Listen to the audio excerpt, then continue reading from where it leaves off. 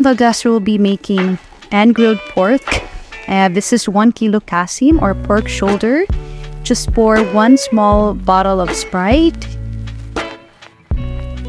And then soy sauce, calamansi juice, oyster sauce, minced garlic, black pepper,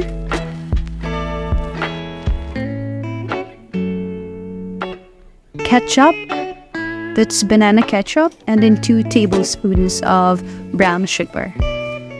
Then make sure to massage all of the pork until well combined and incorporated. And then set aside to marinate for at least 2 to 3 hours or overnight. And then sear the pork for at least, well, depending on the thickness, but I suggest just to wait until there's dark colors or a little toast visible on both sides. So don't overcook this. Do the same on all the marinated pork until you're done. And then once all done, just bring back everything back to the pan and then put the marinade.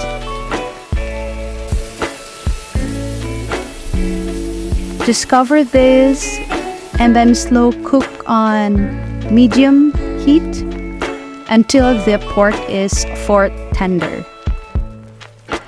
Make sure to flip every now and then to make sure that both sides are evenly cooked.